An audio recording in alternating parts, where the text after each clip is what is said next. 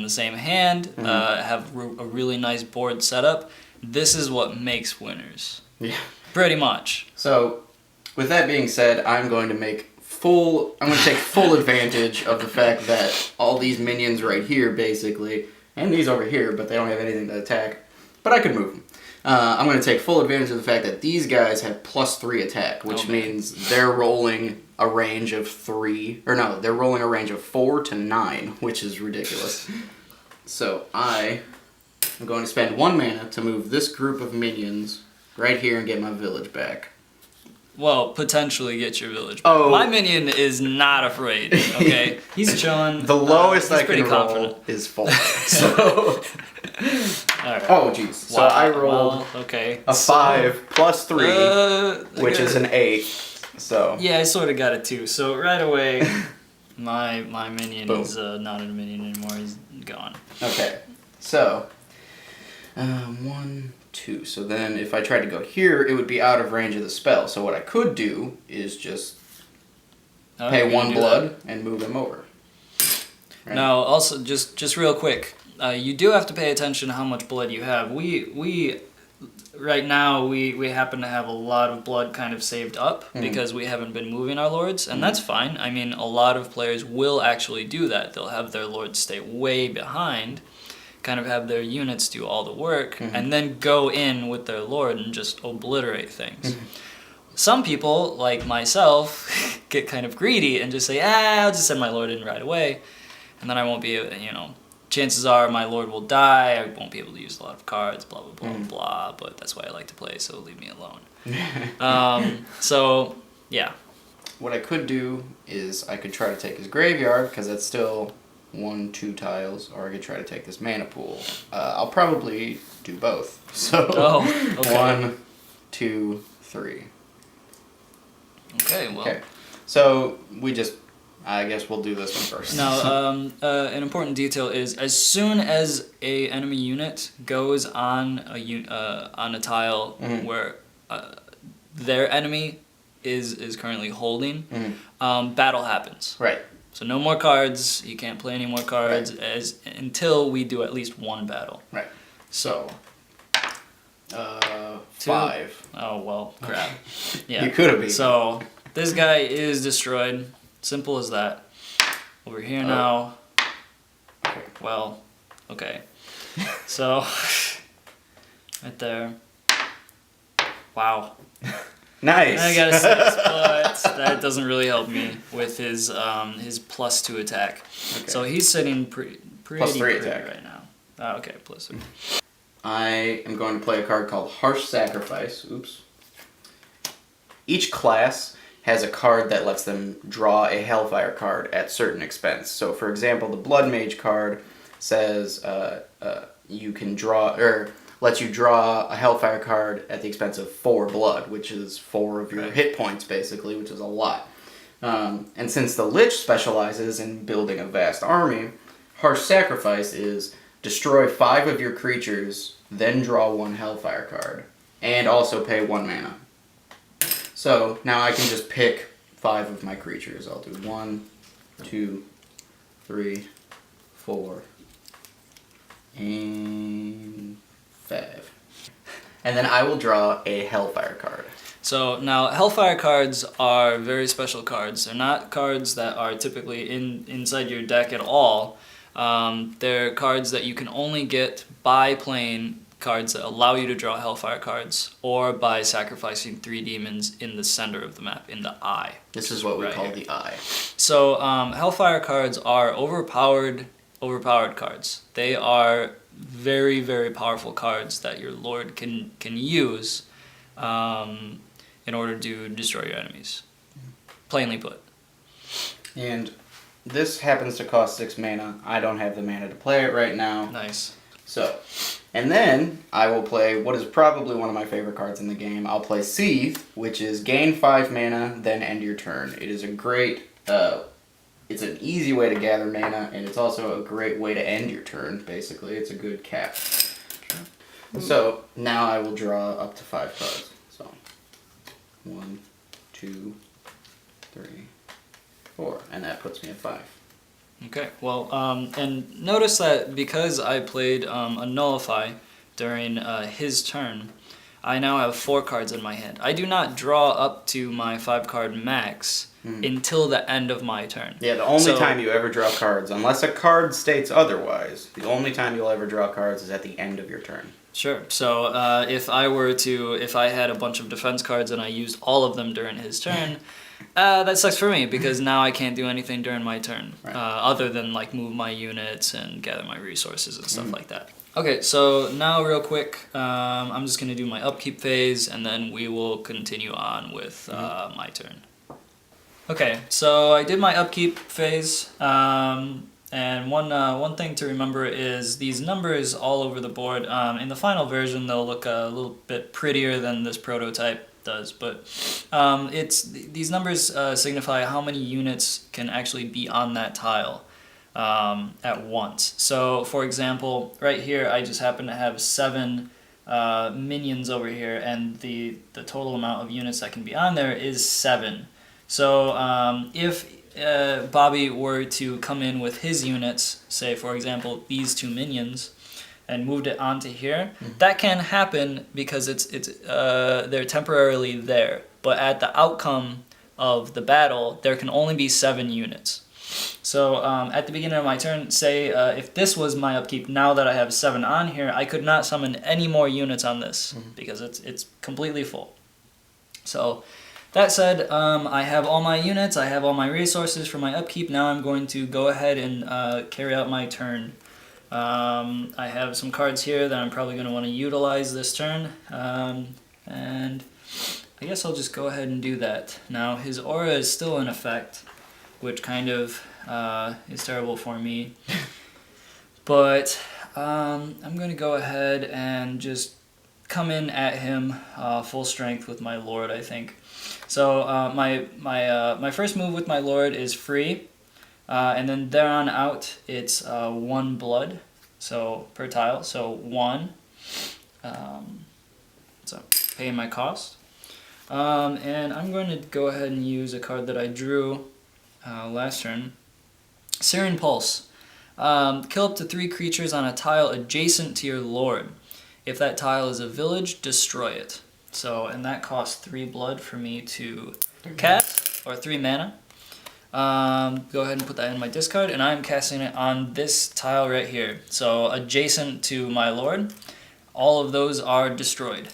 Had Bobby had a defense card to kind of do that, if he had a nullify or something, he could prevent that, but the chance, does he? No, he doesn't. So, that's pretty easy for me. That gives me kind of control over this area. I'm going to move my Lord 1 more time for 1 blood. I'm going to move some of these. I think I'm going to move these 3 demons into the eye for 1 blood.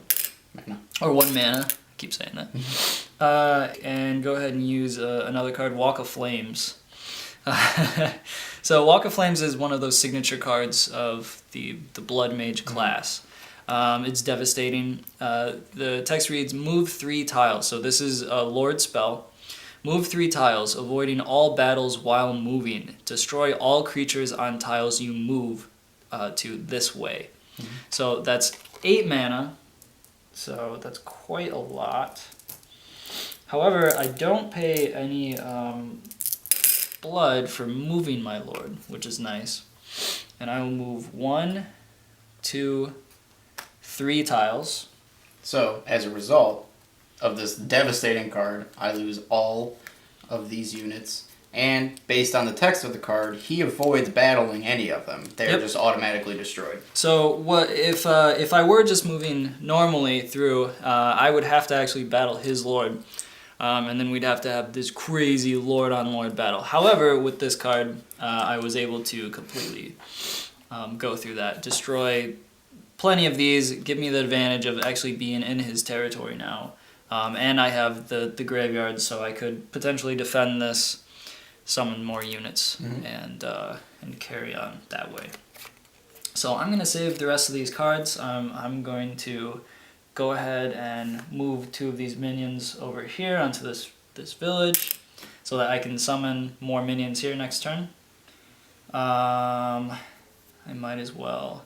Oh no, I don't have much mana. This is where the right. This is where the resource management aspect of Dark Lord kicks in. I was going to move some of these guys out of my keep because this is a little too excessive, but that's all right. Okay, so I'm gonna go ahead and burn this card that's in my hand. It's useless to me right now, so I say okay, I'm gonna burn this card. Go ahead and draw 2 blood, 2 mana. or 2 mana, and now I have 3 mana saved up, and I don't really want to move any of my units. I'm okay with my Lord being right here for now, so I'm going to go ahead and end my turn. Okay.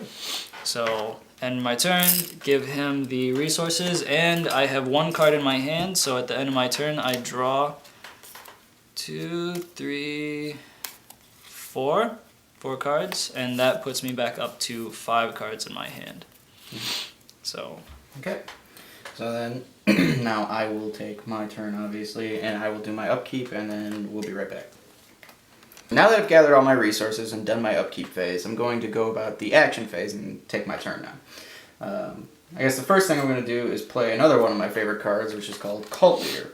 So this says, summon 1 demon at any village. Then, during your upkeep, summon 2 minions on that village every turn this demon remains on that village. So Cult Leader is a special type of unit, so it has its own token. So I put the Cult Leader right here, just so that everyone knows that's a Cult Leader, and that way nobody forgets that that's a Cult Leader. Now, the Cult Leader is a demon.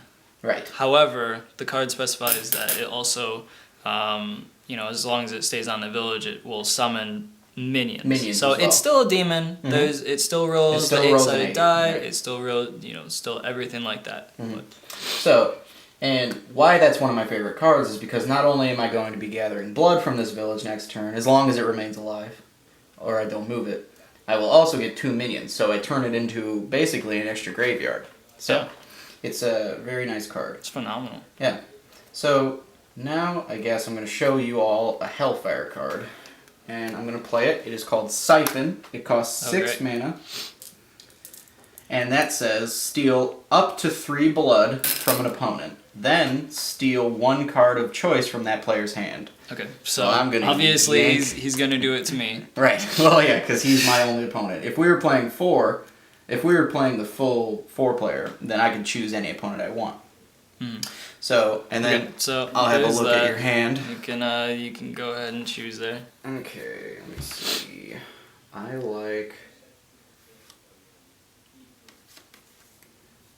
Bloodline Cult the most. Wow. Yeah, I kind of figured. So I'm going to go ahead and steal this Bloodline Cult, and that goes in my hand now.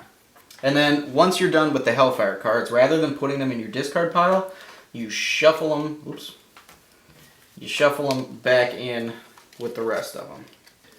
Still taking advantage of the sweet aura that I have, I'm going to move my Lord here for free. And I'm going to move 1, 2... And then I'm going to play the card that I just stole from Matt's hand, which is Bloodline Cult. So that says summon 4 minions on any village, then destroy that village. Great. So this will show you how we go about destroying resources. Resource tiles are not invincible, and they can be destroyed. Correct. So I'm going to put my 4 minions there. And for the purposes of this demonstration and how we've been doing it because we're poor and we're using this as a prototype, is we just sort of put a penny over the little orb that signifies that is a resource tile. So that means that is destroyed. It's still a regular tile. You can still move onto it and through it, but it will not grant that resource. In this case, blood. Now, in the final version that will actually ship, we will have hopefully we'll have a little just plain. Plastic little pieces that you'll actually be able to put over that to kind of understand that is destroyed. You won't, or you could use your own pennies if you want to use your own pennies. That's cool with us. You can use whatever you want. So I'll put this in his discard pile because it's his hand it's his card from his deck. You're very generous. Yes. So, and since I'm still within 2 tiles of my Lord, these guys all have +2. Oh man. Yeah. Right. Very well done. Okay, so now we have to battle here. Right. So I rolled a 2 plus 2. I got a 5. I got a 4, so I lose 1. Oh yeah. You're making progress. I'm making progress. I got a 7. Well, I got a 3. So Okay. that completely wipes me out. Okay. That tile, at least. So now I will play yet another really amazing, awesome card, and this is one of the ones that this is one of the first ones we designed, actually. Really? Yeah, Fierce Betrayal, and this is the ultimate "I'm gonna be a jerk to you right now" card. This card has stayed in the game since inception. Yes. Yeah. This is the only card that hasn't been changed at all. That's so, right. I'm going to play Fierce Betrayal, and that is a spell card, and it says take over up to 2 minions and or demons on any tile. So essentially you take over 2 units, 2 minions or demons combined. So on any tile. So I am going to pay the mana cost for that, and I'm going to take over these 2.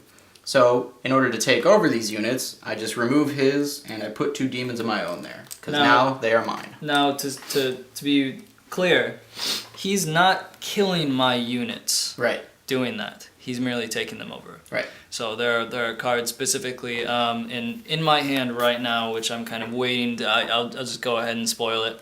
I happen to have a Spectre, which is it's a defense summon, so I can use it. It says when one of your creatures is destroyed, summon 1 demon with thick skin on that tile.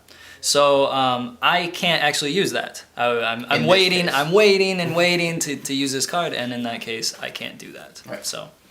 Okay, so now I've got 2 demons. He's got 1. So now we just do battle.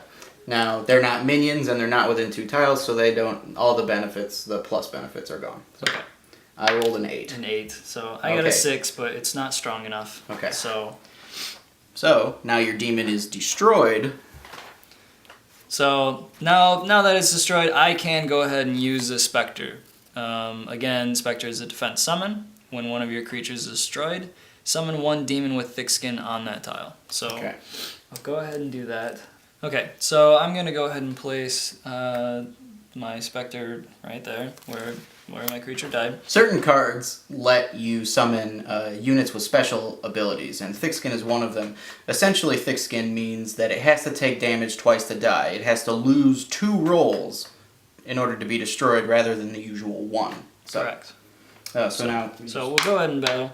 I rolled a 3. I rolled a 1. Okay. So now, again, with the thick skin, Right. Otherwise, if this unit did not have thick skin, it would be done. Just gone. But Picked because off. it has this special ability, now you can That's just right. replace it with a basic demon, and it's Okay. still there. So it's still there. So now we roll again. I got a 6. I got a 1. So there it is. That the value of that unit has already been, Right.